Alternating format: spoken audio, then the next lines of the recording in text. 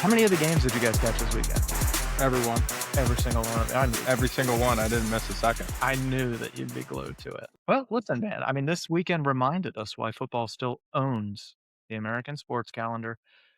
Today, we're going to talk about NFL wildcard chaos. We're going to touch on a couple of our more controversial topics from our last episode. And guess what? I got another controversial topic moving ahead. So get ready, social. Okay. So another incredible playoff weekend last weekend. I mean, high stakes, high drama, champions fallen, a couple of youngins proven themselves, and somehow at the end of it all, our vaunted QB trust pyramid was really put to the test. And guess what? We're fucking right. We were right. Yeah, baby. Okay. CB, I'm going to start with you. Since you watched every second of this past weekend, anything that stands out to you the most? I am so pissed that CJ Stroud was carried yet again to the playoffs. I was waiting for that. I wanted the Steelers to win just so everybody could realize, oh my God, this guy's horrible. 5 fumbles and an interception. Instead, So bad. he's leaving the game and he's like doing the crying face or why you mad to the fans. It's like, we're mad because we lost to the worst quarterback ever. Like, all of your points were from a running back and your defense. Like, that's so sad. You suck. He was So, Ms. dude, he's not good at quarterback. I'm not even kidding. He has every throw. He looked. What do you mean? They didn't heat up. They never got hot. Scoring game to the defense. I think the defense got hot. You look at the second half. Yeah, okay. The defense. That's a really good point because I already made that. What are you saying about CJ Stroud? He can make every throw. He didn't get hot. He never got hot. He won he the had game. 2 good passes. He didn't win the game. Griff, he did. Was bad. He didn't win the game. There's a difference. His team won the game. It's not like he didn't. Like Superman and like won the team. Oh, he played way worse than Superman in the game. 5 fumbles and an interception. That's so far from Superman. He played like Aquaman out of the water. He didn't actually have 5 fumbles. Did he have 5 very fumbles? Slippery. He had 5 fumbles. He did. Oh, Jesus. Pretty bad. Take it back. Take back my take. You just walk back a little bit. 5 fumbles? Yeah, it was pretty bad, man. Listen, if you touched him, he fumbled it. That's okay. So CJ Stroud, I mean, I absolutely knew that was coming from you. I mean, with Josh Allen, we got exactly kind of what we expected. Trevor, is he an evangelist? Is he a serial killer? Lawrence? I don't know. No one knows. He was Trevor Lawrence again. I will never be confident in a guy like that. It just is what it is, man. I'm sorry. Until he proves it, I'm out. Yeah. He had the played better exactly. Team he did. I thought that game, it was kind of exactly what we expected. Allen to just muscle his way through and win the game. I mean, James Cook was a non-factor, which I didn't expect.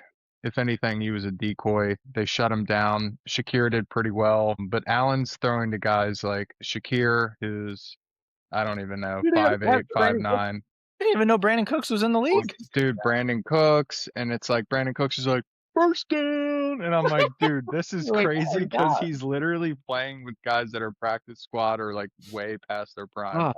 It was amazing to see them pull it off. But I did expect it. One thing I wanted to touch on, I was very happy to see Jalen Hurts lose. Well, yeah, I was waiting on that one too. Not as much as Stroud. Well, Stroud didn't lose, which pisses me off, but I did get some gratification from Hurts losing because it just proves my point. He's not clutch, dude, when the team isn't perfect around him. And by the way, they actually ran the ball pretty well. I think Saquon had over 100 yards, and I couldn't say anything bad about the running game. A.J. Brown did drop a ball or 2, but when you're going to stand there and tell me and pay the guy like he's elite and he doesn't win against a completely ravished, injury-riddled team like the Niners, that says something to me. It says I was right, that he's not clutch, he's not good. Sirianni's terrible. He is actually. They won a Super Bowl on accident. They had they won a Super Bowl with GM talent. won that Super Bowl. Let's be honest. The GM won it. He got them. Saquon won it. They're but going to be in cap hell after this year, yes. and it was really gonna behoove them to win that game and at least have, make enough noise to get into the playoffs. Who knows? I mean, they've been able to reinvent themselves in a way that other teams in recent years had not.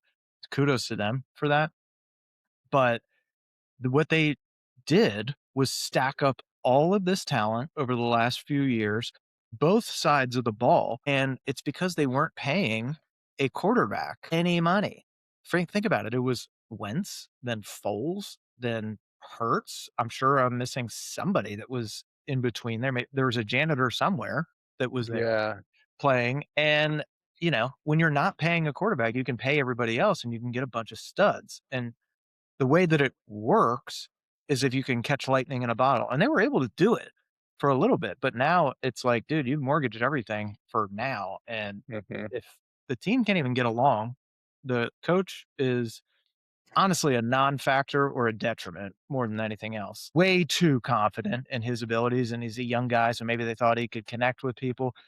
Gave one of the strangest pressers I've ever seen Yes. in his initial interview. Like that's gonna be seared into my memory in my deathbed. I'm gonna be thinking about Nick Sirianni's weird ass press conference. And then their OC is a guy that I'm pretty sure he owns a pizza parlor like down the street. Kevin Patullo, he's gone. Yeah, he's gotta be. He better be. He's fired, yeah. Yeah, well, Was they the needed a truth scapegoat. They for them could all get rid of the season. whole staff. It's disappointing for Eagles fans, but I think they all hated this team anyways because all they do is just bitch at each other left and right. So it was due. I didn't think that the Niners were going to do it because they're so injury riddled, and it's because apparently they have a power plant next to the fucking stadium that is nuking all of their knee bones and cartilages. Yeah, I saw a funny thing that the Seahawks are extra prepared this weekend, and they have 4 blue tents set up for them on their side. I mean, it's going to be fun. It'll be interesting. For a moment, let's go back to Philly. I loved your point, Shane, on the quarterback being paid after Super Bowl. And you saw a very similar thing with Brock Purdy in San Francisco. They have all these great guys, great talent. You get a later round quarterback. Jalen Hurts was a day 2 quarterback. Brock Purdy, day 3 quarterback on the NFL draft. You build around these guys because they fit your system with the skill guys that you have around you. Then you go, you overachieve, say you win the Super Bowl or don't, that's still a big payday. And if that guy's not the guy, you're kind of screwed because you got to pay him. You got to pay Mhm. him. Well, then Like a it's because situation that people thought was similar was Jared Goff with the Rams a couple years ago too. Took him to the Super Bowl. He really didn't look that great, but now that he's in Detroit, he's kind of earned that money. that's You see it a lot. You have these superstar teams, and everyone thinks someone's got to get the credit. Let's give it to the quarterback. It's not always the quarterback. well, Mhm. look at our history in the NFL, particularly the last 20 years. So it's either a quarterback that is conservative and is not going to make a mistake like a young Brady, and you have a really good defense on one end to kind of protect him and keep games closer, and then they've got to have clutch moments in there, or you have a superstar quarterback who can make it work with anybody because they're crazy talented and just so happens that they got ice in their veins. That's your Mahomes, that's your Josh Allen, that's the guys like that. Every now and again, the outliers like a Flacco or a Stafford, guys that are like talented, but not known for being elite. And you have to have discussions about are they elite? Yeah, Stafford didn't get in that discussion until all guys that were actually elite retired. And he And just for the happens to be like the last definition one. of elite, the definition of elite is this guy is a Hall of Famer. It's not this guy, That oh, should be. he might be really good. It's like, no, this guy's going to be a Hall of Famer. You know it. Yeah. And that's your Elite thing. is Like the guy you don't need there's the teams anybody else. that have You just need to the show up to the superstar. stadium and you got it. Hmm. That's elite. And there's those teams that have the superstar QB you've seen in the past. Cam Newton really carried like a pretty bad offense. You've got all these Josh Allen teams, these Lamar Jackson teams. Mahomes is a little bit somewhat there. I mean, he's got some Hall of Fame players with him on offense that he's had, but then you have these teams that build a great roster and then they just get into cap hell because they overpay a quarterback that doesn't deserve that superstar money. Yep. We That'll all be know what Houston. happens too. It's not a secret. Like, everybody It knows looks it's like like, it is Houston right now too. Yeah, it looks like they jumped the gun on it and overpaid They're early. next. who is? Who'd you say? Houston's next. You know that they are. You know Because they're gonna look at one playoff win, even though it was a miserable win, and it was the defense that won the game, and they're gonna be like, "Well, the guy can win."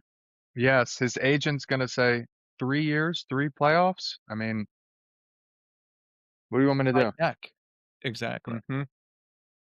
I fear something similar is gonna happen, in Chicago. I mean, you've seen Caleb Williams. It's been all year with him. It's been up and down, up and down. He hasn't really found consistency. I mean, he went a perfect 50% completion rate for for this weekend, and it really told the story of his whole day. You know, he was Yep. up and down, and they had a miraculous comeback. Good on them.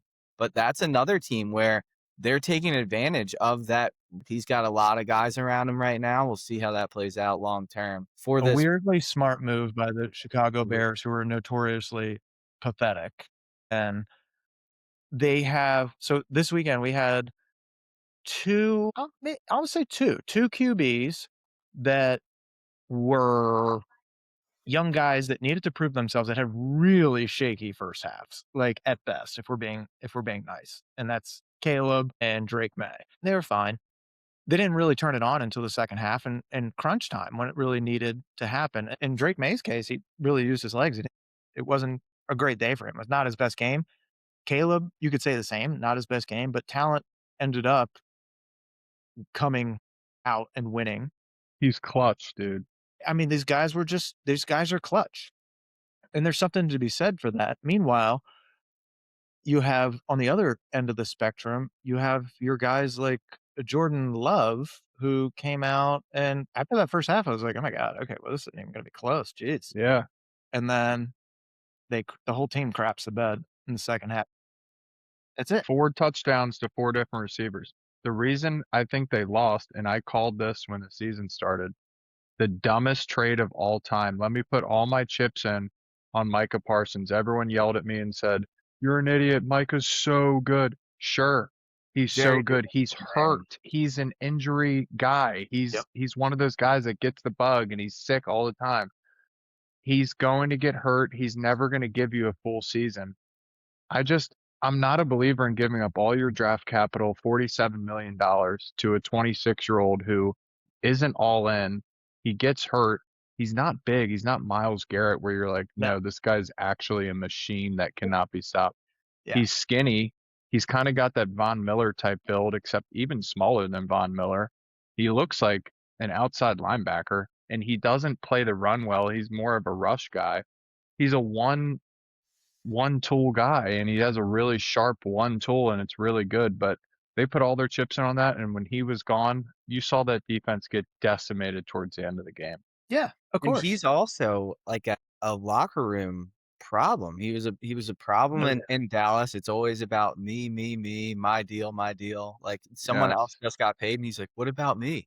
It's like how Yep. selfish can you be rather than just be happy for your teammates. Like good on him getting generational money. Good on him like having a voice, having his podcast and stuff. But that stuff is a distraction at the same time. That's why there's a guy like Miles Garrett who is going to be a no doubt first ballot Hall of Famer because their mindset's different, how they attack every day.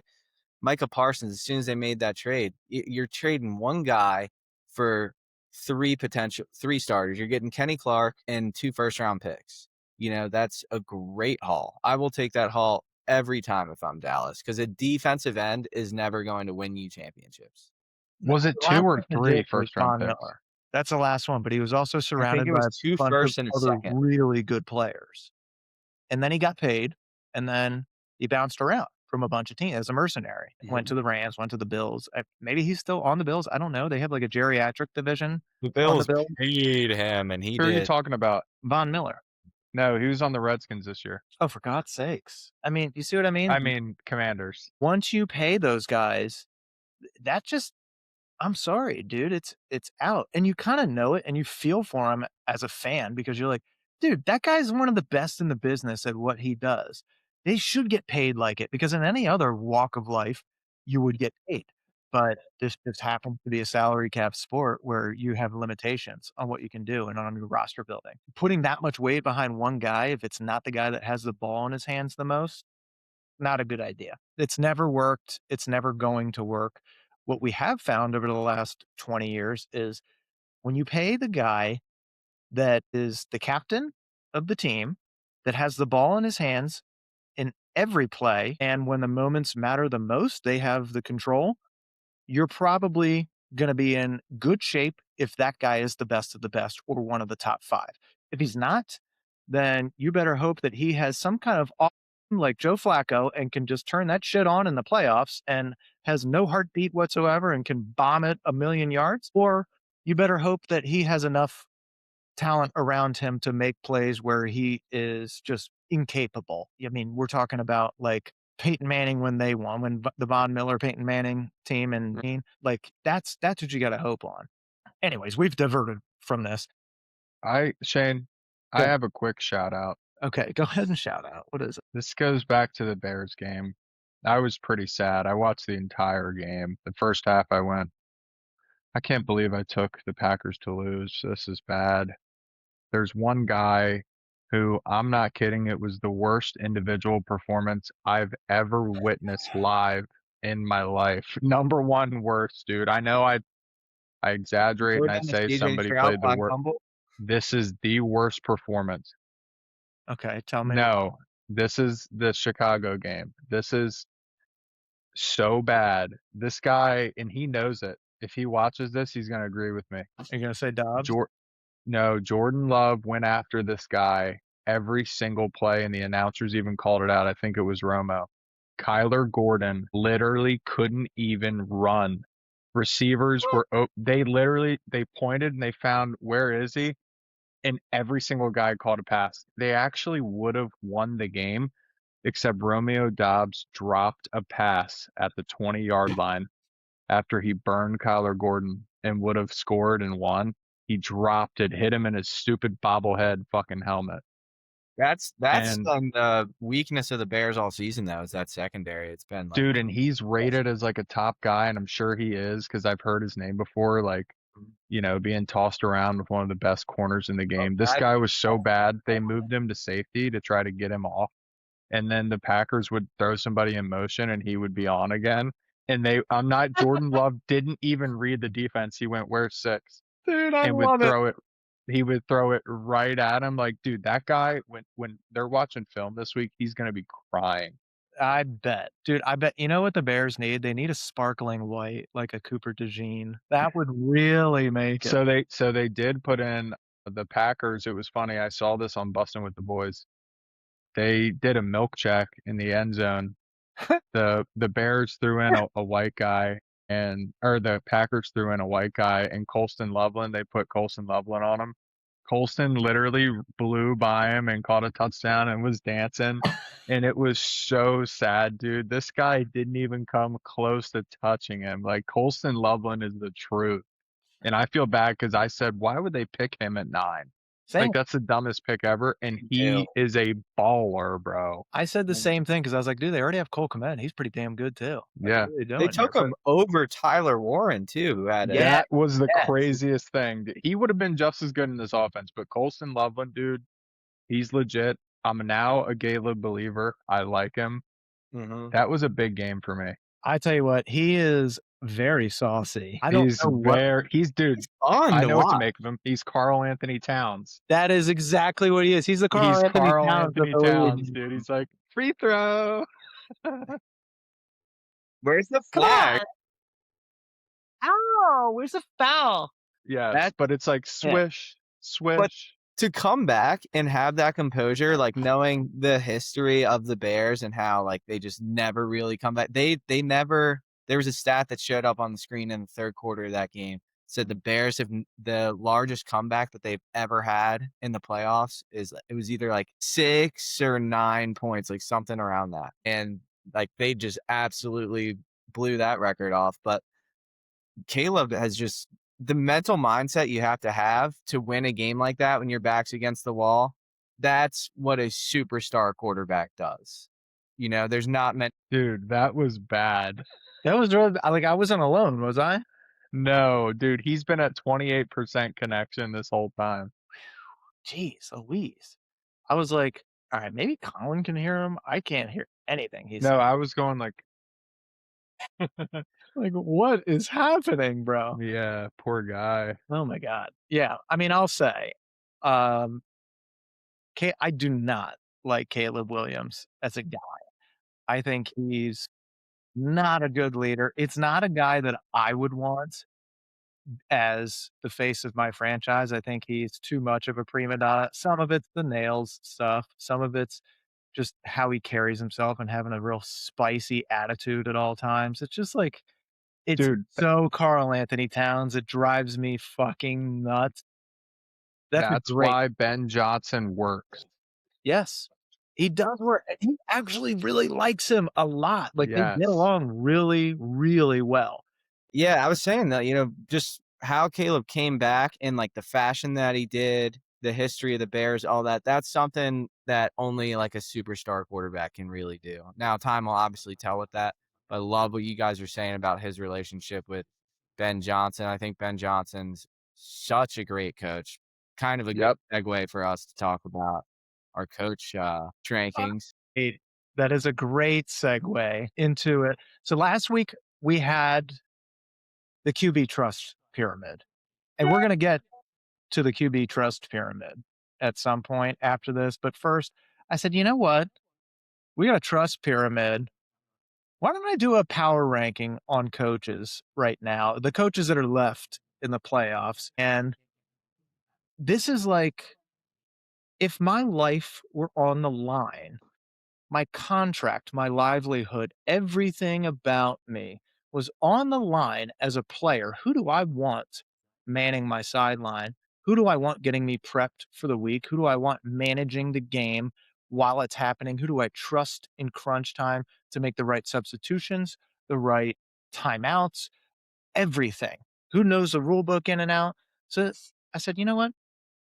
I got something. And usually I would go 8-1, but today I'm gonna reverse it on you guys. And there is one guy on there I think is too low. I'll say it. Give me Sean McDermott. Gentlemen, what I have prepared for you today, in the words of my younger brother Colin Hall, is our playoff coaches power ranking scale. Now, gentlemen, number 1, Sean McVay. You know why? The guy's been there. Number 2, Mike Vrabel. I'm sorry. I enjoy Mike Vrabel as a guy. And I also think he's one of the smartest coaches that's left in this, and I think he's one of the best at motivating his players and getting them where they need to go. I'm not gonna elaborate on McVay. The guy's been there. He's been fucking awesome. Shanahan, number 3. Again, not really any need to elaborate on that. As I progress here, it gets a little interesting. I do think that I might have Ben Johnson a touch high. I think I do. I But disagree. I I don't think know. that he's proven that he's innovative enough, and I appreciate energy. I like his energy. I like his style. I like how his team responds to him. I like guys that are also aggressive. What I don't like is guys that I really can't trust when the moment rises. And so, with the guys that are on the left side of the screen, your McVays, your Vrabels, the Shanahans, even Ben Johnson, I just get the vibe from those guys that they are prepared and the moment is not too big for them. They might not win every game. In fact, they don't. Most guys don't. But they win more often than they don't. And the other side of the screen that's going to come up, there's a guy that I think a lot of people would have higher on this list. I don't trust him at all. That's Sean Payton. I don't trust him at all, dude. I don't think that this guy is great when it matters the most. I think he's an awesome guy to get a program started, to run a team during the regular season. I cannot tell you how many times the Saints flopped in crunch time, in playoff moments. And I'm sorry, winning one Super Bowl, it doesn't do it for me, guys. It really doesn't. Like, I don't care that you won one Super Bowl right around the time we were 2004. getting out of the Korean War. Like, Yeah, get out of exactly. that. Just it doesn't do it for me. And with respect to a couple of the guys on this list at 6 and 7, there's just not enough on the resume there. So I got D'Amico Ryans at 6. I think what he's been able to do with the Texans, which was honestly like a travesty of a franchise. We're talking Bill O'Brien as your head of everything for way too long. That imprint, that takes a lot to overcome. He seems to have done it. And I think Yep. that his ranking is less about him and more about not having enough experience with D'Amico as a coach. He was always a pretty good player. I think that he has clearly got the defense to a point where it's going to be very interesting to watch them go into New England and see how they perform and put Drake May to the test. I don't know enough about McDonald. I think that he's proven as well, like he's awesome as a coordinator. Clearly, first year as a head coach, pretty damn good to be a 1 seed in a pretty tough NFC. So that's really not about him as much as it is about just not having enough time with him to see what he can do in those clutch moments when it matters most. I think McDermott's fantastic. When he was with the Ravens, he had that defense playing like a top tier defense. You mean You mean McDonald? You mean McDonald, because I know for McDonald? a fact Yes, you yes. don't mean My Sean fault. McDonald. I got the think McD's mixed up. you Yeah. did. A lot of Um, Sean's in here and a lot of McD's. yes. And McDonald. Sean McDermott. Shout out. He was great though with Baltimore when he was there. They were top tier defense. He leaves, and then all of a sudden, the first few games this year, the Ravens are giving up 40 points, 30 points, 40 points, 40 points. It was like insane. So I think what he's done's great. He's kind of rebuilt. So you like McDonald. Clearly, he's done a good job. Shane, Talk to me. he's beat the coaches you have at 1 and 3 in that division. He's in I the know. toughest division. But here's the thing. I've seen a lot of coaches do that and be freaking awesome in the regular season or have moments where they do it. What I've seen from the guys, especially at 1, 2, and 3, is consistency at beating other teams. Sometimes those teams are better than they are and they have more talent. And guess what? They still find a way. You can say the thing for Shanahan, but he's never really gone all the way, you know? Like I like Shanahan personally. The guy blows leads. He blows leads. He's bad with clock management That is true. when it comes down to it. I love if this was a ranking list of who I'd want to play for, he'd certainly be in my top 3. But in terms of coaches that I trust, I would put McDonald a little higher up, and I would also put D'Amico Ryans. I mean, he just won a game with a quarterback who had 5 fumbles and a pick. Yeah, That is true. true. I mean, I would put, that's what I have right now. I'm giving Sean Payton more the benefit of the doubt than I think I should, just because he's been around the league for a long time. He has coached in a lot of playoff games and a lot of meaningful games. They have not gone well. I trust him to get his teams to a certain point. He'll get them to the playoffs. It's just when they get there, they are outperformed, and in particular, outperformed in crunch time. Sometimes it's not his fault. Sometimes it's wild, weird stuff. I mean, do you remember where their NFC Championship game against the Rams and that like weird no call on pass interference? Stuff like that happens periodically, but God bless, dude. Way too many times they've been the favorite and have not performed. And I got to hold it against people that can't rise to the moment. Vrabel's never had a quarterback. Vrabel had Ryan Tannehill as his quarterback. Are you kidding me? My God. Ryan Tannehill? Tannehill. Come What on. about Levis? He had Levis too. Oh my God. Stop. Like, what can you do with that? I mean, you're literally making a fucking building out of Play-Doh. That's what you're doing. Exactly my case, and I think I'm the only one that thinks this in this room, maybe in all of America, for all I'm concerned. I do not think Drake May is very good. I will say it. I think he is riding the coattails of a very solid offensive line, a good run game, good team defense, easy schedule. I think he's an okay. That probably is a good part of it, yeah. I think he's an okay decision maker, but I'm telling you, he is not cut from the same cloth as the guys that we have circled in our top 5 quarterbacks of the whole league. He's not that good. Okay. disagree Well, with I me there. disagree because their offensive line is middle of the pack, if not worst. His receivers, his best one is 32 years old, just caught a case. What up, Turk? He's got other no-name receivers. He has a decent tight end who I like, Hunter Henry. But his running back, yeah, he's good. Travion Henderson. Ramondre Stevenson's been okay his whole career. I mean, the fact that he's able to put on a show week in and week out and get W's. Yes, his coach has a lot to do with it and a good defense, but he's not working with an amazing skillful roster like the 49ers or the Rams with Puka and Devontae Adams and all these tight ends. Like he's like his best guy is Stephon Diggs. Like that's not even that good. They've played the Jets twice, the Dolphins twice. They played the Browns this year, the Panthers, the Steelers, the Raiders. Literally, they have played the worst team. The best team that they played all season was Buffalo or even the Ravens, and they went 1-3 and 1-2 in those games. I just don't think that they're going to be that good. The Chargers matchup that they drew, they were easily the worst teams. Who was the Patriots starter last year? Drake May. Who was it before that? It was like Jacoby Brissett, I think, and Joe Milton. Yeah. Oh my God. Okay. Hey, don't might have talk been about Matt Jacoby Jones. Brissett like that. You know He what? actually had a great Maybe. year. For Yeah, Jacoby he Brissett did, dude. standards, he tore it up. No, Most for anyone's completions in standards, dude. NFL history for a single game. Yeah, he broke a record this year. Oh, for God's sakes, dude. I don't In wanna a hear about loss. Jacoby Brissett. In a league a where loss. Joe Flacco can come off the couch and bomb 400 yards. I don't want to hear about Jacoby Brissett.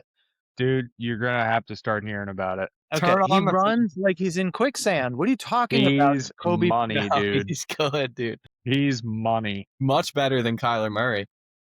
Much better. Yeah, Kyler Murray's yeah, I think everybody's better terrible. than Kyler Murray. I don't care what anybody I says. agree, Kyler dude. Murray is not good. Like I talk crap about CJ Stroud and Jalen Hurts, but I would take them just Oh, I don't any even day. like dude, Any day. any day over Kyler Murray. Not even close. I mean, that might be my last quarterback. Speaking of last place, it's Sean McDermott. Back to this coaches list. He's easily the worst coach there. I don't know how he's still employed by this Yeah, I don't know. franchise, other than I maybe do. they're like, look, it's so fucking cold up here that we really can't convince a lot of people that this is the place to be. He's the only one that like really wants to be here, I think, right now. And he's carried by a fucking Goliath. Like, I don't know what else to say. Like the rest of the team is like, meh. And this guy consistently fails in big moments, can't manage his team, can't prepare them properly. I don't know how he's employed. He might have pictures of the owners somewhere Yep. locked Mhm. away. And listen, if you guys fire me, I'm going to send this shit to all the news channels and stations and everybody. Don't do it. I don't know. There's no excuse for him to have a job now that he continues to have one. Good for him and his family, I guess. But the guy is not good, and Yeah. he has skated for way too long. He's probably like 2 years past when he should have been fired, and still somehow there.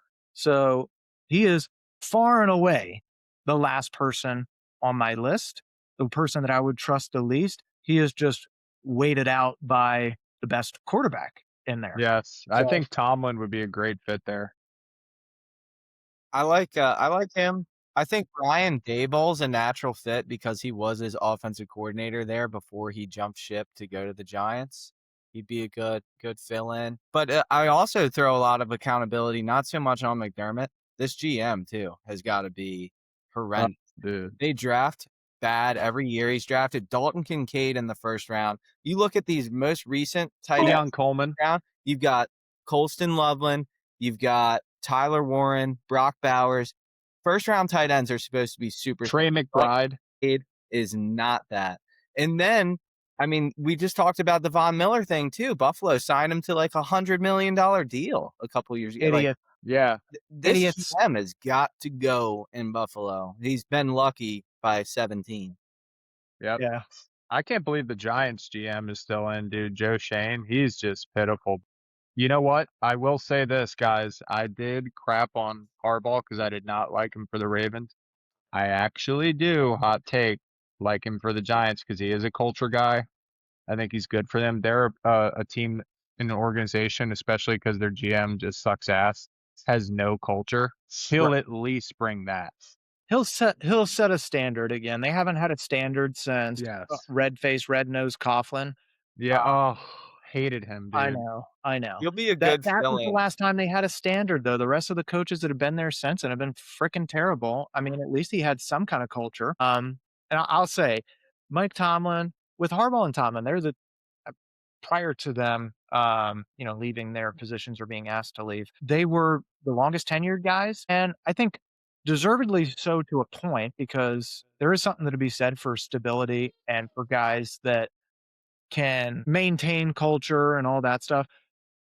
I've never, and this is going to be a hot take, I guess, dude. I don't think he's a good coach. I'm sorry. I know that people are like, What? "What? What do you mean? How can you I'm say that?" people. You can be the people. Great. You want to know my case?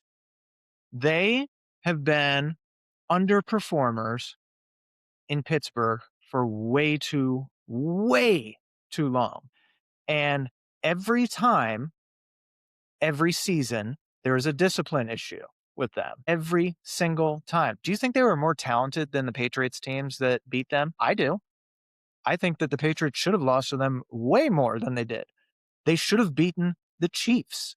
They should have beaten a lot of teams that they had more talent than, but they had awful discipline. That's from leadership. God awful discipline.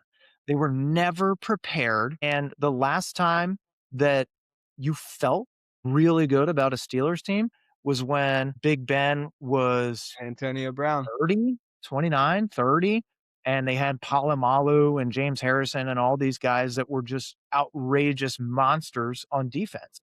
That's when you felt good about the Steelers. You haven't felt that for a long time, so it's way overdue. Again, I appreciate that there is something to be said for stability, especially in a league where the average coach lasts 3 years, 4 years at best. And there is something to be said for that. You at least know what you're getting as a franchise, as a fan base, as whatever. But god damn, I can't take like he was great. You know what he's great at? Sound bites. Yes. And giving you the big ass eyes and telling you exactly, well, we're men, we don't make excuses. We ain't gonna talk about that. We ain't gonna talk about this. Great for that. And I think he is a leader in that respect. But there's more to being an NFL coach than that. I don't think that you don't look at Tomlin and like, oh wow, he really knows the rule book like a Belichick or a Vrabel. You don't say, oh wow, he can really out coach people like McVay or Shanahan with X's and O's. Like, when's the last time you fucking said that about Steelers team? Never.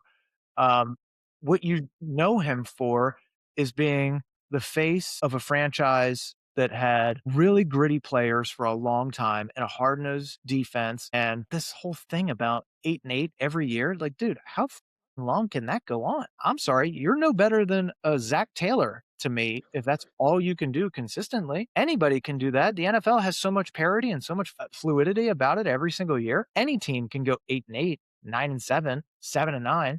Like, there's enough talent out there. All those guys get paid. So I'm sorry. I don't think that there's really anything special about Tomlin. I think he got by on a pretty mediocre resume, had coached incredibly talented players. When you have Le'Veon Bell at his peak, you have Antonio Brown at his peak, you had Ben Roethlisberger, who will be in the Hall of Fame. Say what you want about him. Has he ever been the best quarterback in the league? No, but you could rely on him to be a top 5 quarterback in most years when he was healthy. You have to do better as a coach, as a GM, as a franchise than what they have been for the last 10 years. There's no excuses for him. And I'm sorry, he had to go. And it doesn't seem like the Steelers were ready to let him go. So for him to be man enough to be like, listen, I gotta go and send himself out the door, assuming that's how it went, then good for him. It's about time. About 10 years too, Yeah. yes, me. It's about time. You've convinced me. Plus, when he did win, it was with the coaching staff he inherited. Yeah, And it players was a that he lot of that, inherited, and it's not like the coach gets to pick all the players, but yeah, Come I on. will give him some Go ahead, benefit Griff. of the doubt, though, that it is tough to, like, you're he was in the process of trying to replace a Hall of Fame quarterback. That's very tough to do, and it's tough to do because Pittsburgh is very similar to Green Bay in the respect that you never see them picking, like, top 5 in the draft, you know? There's never a team that's gonna tank and then have that option to get that superstar offensive guy that's gonna be that difference maker. Like, every year when you've gotta wait and you just had another disappointing postseason, 0-7 or 0-8 in his last postseason games. Obviously, that's unacceptable, especially in a place like Pittsburgh, Terrible. but when you're doing that and you're constantly picking at in that 22 to 26 range in the draft, like, you're Be not better. really gonna take that leap, and you're stuck in, like, that no man's land of, "Oh, we're borderline playoffs." Like, he has that record of, like, just being, like, perfectly, like, 500, you know? Here's the thing, though. They're still picking players, and there's Mhm. still plenty of damn good players that go late in the first round that go I mean, explain the Chiefs to me. Explain the other team, the Patriots over the years, and the reason they fired Belichick eventually was because, like, Jesus, dude, like, yeah, you don't have Brady anymore, but even when you had Brady the last 5 years, I mean, he had to make, uh, fucking gourmet meals out of McDonald's Mhm. because you kept drafting shit. Yep. There's a scouting department for a reason. There is analytics departments for a reason. The coaches is a huge part of that. They're the CEO of the organization. You have to run it better than what he's run it. And I get that he's a handsome guy. He's a great figurehead. He's a great speaker. But if that's all you are, then I'm sorry. You're John Harbaugh. You're expendable.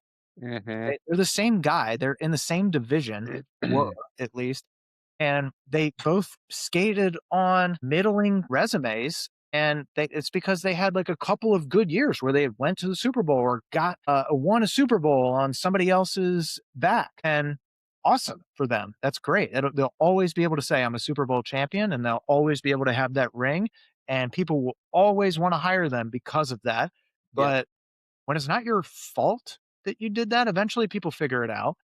Good for Pittsburgh for finally being like, you know what? Whether it was his choice or theirs, the fact that they can start fresh, good for them. Good for them. Suck or be freaking awesome. There is no in between. The purgatory of in between is maddening, dude. Look at the Ravens the last few years. They've been expected The to be same awesome, and they've situation. sucked. Look at what it's like to be I think you would probably rather be maybe a Ravens where your expectations are super high, sometimes you don't meet them, sometimes you get close, or a Bills where it's the same thing. Maybe you'd rather be that than an Arizona Cardinals where you have no expectations, and then, like, once every 15 years, you go on this one wild run, or the Panthers, you know what I mean? When they had Cam, and it's like, wow, fuck, you got one great run and then it's get back to a decade plus of mediocrity, and no one cares to watch these games. Maybe you'd rather have that. I'd rather have my team in the mix with a chance, and I don't think that it's not like he hasn't had teams that have had that, is what I'm trying to say. He has Yeah. had plenty of I mean, chances and opportunity there was teams, that and year they in 2020 for lived up that, to it. where they started off 11-0, and then they ended up just crumbling. They were, like, no doubt the 1 seed, like, everything was gonna run through them, 11-0 start, and first round exit. And that's kind of Yeah, been the story of Tomlin as of late. But like, you see that with him, Harbaugh. You can't have these, like, figure head coaches. That's not what the league is. You got to be a schematic guy in some way, shape, or fashion. You got to be, hey, I am a defensive guy, and my thing is I send crazy blitz packages, and we're going to get after the quarterback. Or my thing is I'm an West Coast guy. I'm gonna scheme it up and make sure my quarterback's getting the ball out quick and we're running zone run. These guys all have their own styles now, and they draft guys to fit their styles. Whereas Tomlin, Harbaugh, they're like, we'll just take best available. We'll throw them out there. We'll see what 11 guys can do. well, exactly, dude. There's a reason that all these young guys have been hired, and the thing that's really, really difficult, not just in this business, but any business, is staying on top. Getting the recognition, getting a culture turned around pretty quickly. Look at Mike McDonald, look at shit, Dan even a couple of Campbell, years ago, look at the Dolphins. Look at freaking the guy that just got fired. Look at Mike McDaniels. Like, you can do it. It's been done way more than people like to admit. You can turn around a culture really quickly.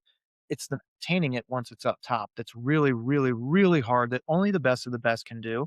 And what worked 15 years ago with your Belichick's being a hard ass the entire time on you, that shit doesn't work now because the caliber of player, it's probably the same, maybe even a little bit more fine tuned athletically, but mentally, they know so much more from an X's and O's standpoint, and they're Mhm. also not used to coaches talking to them in the way that the guys that were a generation or 2 before them were used to coaches talking to them. So your players respond differently.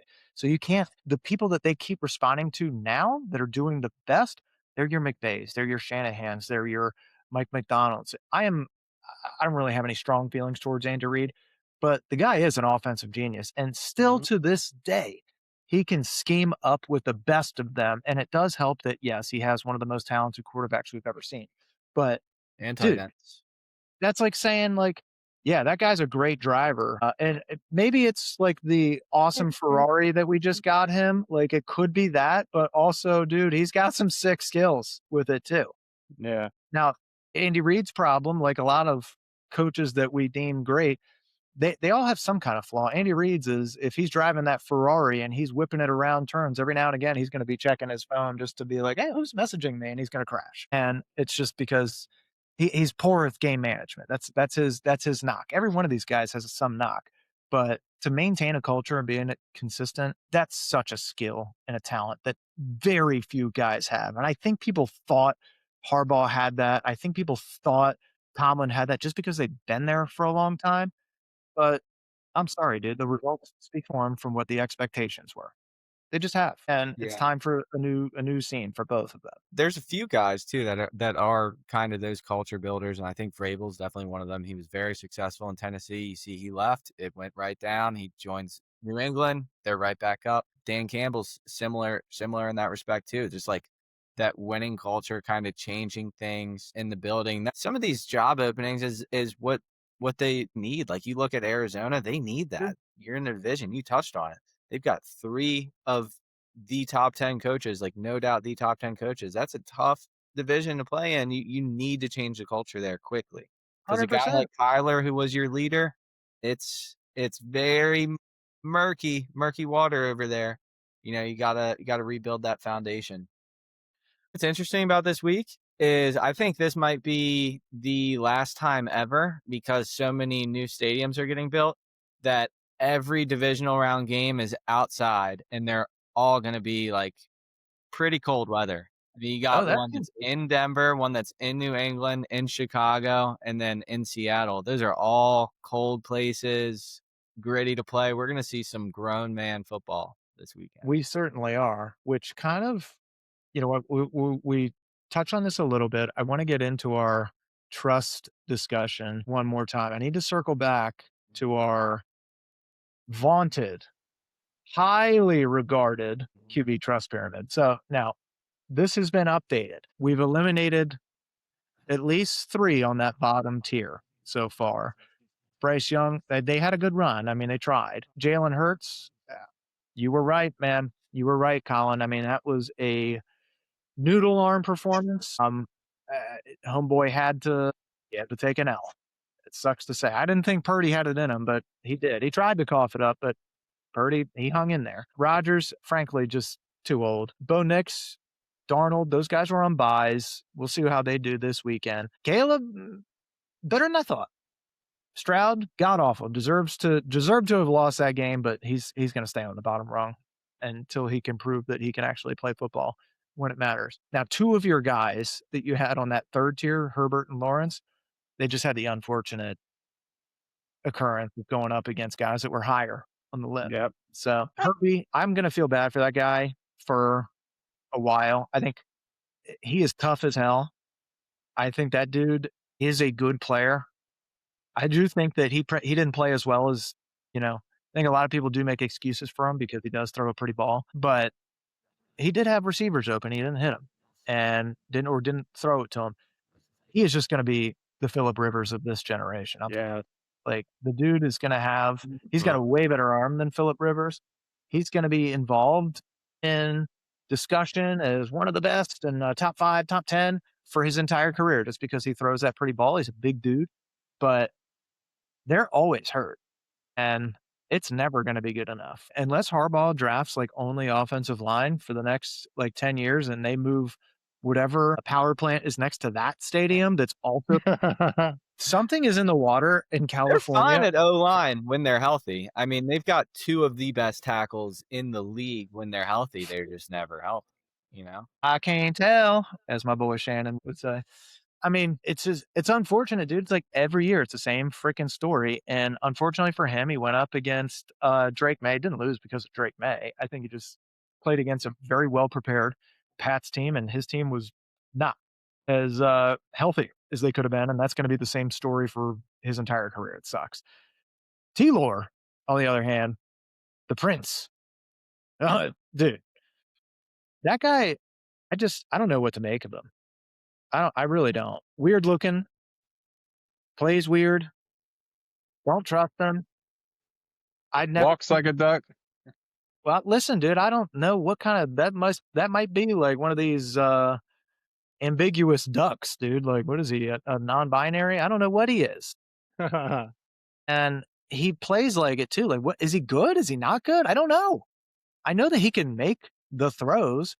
I just get the impression the dude does not care. I don't know what he cares about, but it I doesn't don't think seem he I don't think he thinks a lot, to be honest with you. Um, yeah, he's just kinda dull, but And he's rich. I would not say that that loss was, like, totally on him. I mean, he got the ball back with 30 seconds left, you know, what are you gonna do? But, I mean, I do like the Jags long term. I think they've got a good young team. I love their new coach. That's the only team that's not in this weekend that I think should be. They're a better team than the Bills. They just ran against Josh Allen. I mean, that's the thing. They should be playing this weekend. I do think that for the most part, the teams that are playing this weekend were the best teams in the NFL this year. So it's fitting. That's just it's a bummer for Jags fans, all three of them that are out there. Yeah, really. Duval. Man, this guy. He's better than I thought. I thought after that You'd press be conference, you'd be speaking of horrible surprised. presses. Down here, there's a good representation of Jaguars fans. I was Really? very Charleston, South surprised by Carolina? that. How Like, a about lot of that? people in, like, South Georgia, like, big time, just because it's much closer for them to get to than Atlanta. Yeah, But, yeah. yeah, I hear a lot of Duval chants on Sundays, actually. I'm like, "What? I didn't know you guys Wow, that's existed." incredible. I think I know, like, 3 Jags fans, which is crazy. Who the hell knew? I know all Um, 3. I mean, look, I don't really have any more notes on the trust discussion. Um, I think the only one that really jumped out and surprised me a little, I think they're all perfectly placed. I'm curious to see how Nix and Darnold play this weekend. Purdy made some mistakes. That's why he was on the fourth tier. Not a guy that I'm like psyched about being at the head of my team, but it really just depends on who is healthy that day. With Kittle out now, I I'm more worried, but we'll see how this weekend goes. I mean, I'm optimistic that it'll be just as good as this past weekend was. This was really one of the best weekends in football. Mhm. This past weekend, very good games by and large. I think the worst game was the Monday night one, and we've got a pretty good slate coming up. Is there anything that you're looking forward to this weekend, Griff? I think they all were pretty close last week. It was really a great round. One last piece for me on this pyramid is I understand a pyramid, the second row, you got to have 2, but you compare May to Stafford. I think Stafford is by far and large the 1B in this conversation to Josh Allen's 1A, and then everybody else. This weekend, though, I mean, I'm very interested to see the 2 1 seeds that haven't played yet. Um, Yeah. Historically, you've got the teams that are your regular Super Bowl guys, like the Chiefs in the 1 seed, and you trust them. These are teams where they haven't been in this spot. You don't know, and it's young quarterbacks. Mhm. It's Darnold's first year with Seattle. and it's only Bo Nix's second year. When you get that bye, it's tough. I mean, we've seen guys with byes in the past where it has troubled them. So we'll be interested to see how they stack up. I think like even more so with younger players too. I also think it's two places that ordinarily would have home field advantages, like in a big way. The 2-1 seeds, Denver with the altitude, and the 12th man in Seattle. Ironic, like Denver just unfortunately they got a guy who played at frickin' Montana coming to town, so he's they were at higher altitude than frickin' Denver, so it's not going to phase him. They're already used to the cold weather, so we'll see where it goes. I'm more curious to see how the Seahawks play. I have a pretty good idea how the Denver game's going to go. I'd like to be wrong as a Denver adjacent fan. I really don't have a lot of faith in Sean Payton, and I don't have faith in Bo Nix. I said it last week and I'll say it this week. I'll believe it when I see it. If you can show me that you can do it, then I will train my mind to believe. Until then, I'm a hater. Sorry. I don't care how good the defense is. I'm just gonna hate. I'm gonna hate until I see Loathe it. entirely. Okay. All right. Ready? Predictions. We'll go in chronological order. We're going to start with Denver, Buffalo at Mile High. My pick, Denver. Ekes it out. They should. I think that's definitely the better team. My head says Denver. My heart does not want to go against Josh Allen the one time that he doesn't have other players of his caliber in this tournament. So I'll say Buffalo just because, dude, the guy's a freaking train. We'll see. Yeah, I Go ahead. love that someone here picked Denver because they are the 1 seed. They've earned that right, and they've had a lot of magic at home. But in my mind, this is Josh Allen's playoffs to lose. This is his tournament. I'm going to pick Buffalo. Good on you. Okay. That takes us to the next game. Seattle hosting the San Francisco 49ers. I'm going to go with 49ers +7, but Seattle wins. I like that. I'm also going to take Seattle. I think that the Niners will put up a fight because most divisional teams do. No matter how much the talent disparity is, they're always going to be close games. Nobody ever really gets blown out in those. I think the rest will be good. I don't think Darnold's going to be great. I don't think he's going to be horrible either. And I think the Niners are too injured. I'm going Seahawks. Yeah, this is a tough one too. You know, I hate for us to all take the same team, but I'm leaning towards Seattle as well. I think Jackson Smith and Jigba, I think he's matchup proof. I think Seattle's got two solid backs. They got a decent line, a quarterback who he had success last year and struggled down the stretch. I think he's really eager to get another shot back at this and kind of prove himself. Whereas Brock Purdy, as an underdog, doesn't really have much to prove. You know, it's not. This is a real legacy game for Darnold. He needs it. I'm gonna take Seattle. He sure does, man. Okay. All right. Next game, the Rams and Bears. I think it's in Chicago. Yes. Sunday night. Yep. So for that game, it's tough for me. To me, it's going to be really close because it's cold weather. Stafford's a little bit injured, but sorry, Rams, no one can cover them. Well, given your analysis of the cornerback from hell in Chicago, you're probably right. I have too much bias in me against older QBs that are not used to cold weather. Even when he was in Detroit, it was in a dome. I should pick Rams. I'm not going to. I don't love the Bears. I'm just going to go with the Bears, though. I think that it's an interesting enough team. I think the talent is there to compete and they have home field advantage. I think it'd be an interesting story. It's not one that I'm like super rooting for, but why not? I'm going to go Bears. This one's gonna be fun. It's a clashes of two worlds. You've got the Bears, who are this younger, newer team, new coach, young quarterback, bunch of skill guys that haven't been in a position like this, and then you've got on the contrary a very established coach, very established Hall of Fame caliber quarterback, Hall of Fame caliber receivers. And when you go with that, I'm going to trust with what I've seen in the past, and that's the Rams. I just love the connection that Stafford has with his receivers. I think weather doesn't matter. Weather in Carolina when they played, it was supposed to rain. It didn't, but he was outside and he looked fine. He looked like he was really in command of the offense. I love the Rams here. Okay. Last game in New England, Houston coming to town. This one's going to be low scoring. Both defenses are pretty good. Well, Houston's is really good. It could go either way just because the defenses are so good. But give me the Patriots eking it out barely. That's my pick as well. And I think it happens in that fashion. I don't think it's high scoring. I'd be shocked if both teams get into the mid 20s. I think it'll be more of a defensive battle, low scoring, 17-14, something like that. And I think the Patriots will do just enough. I think they have the better coach. I think they have the better quarterback.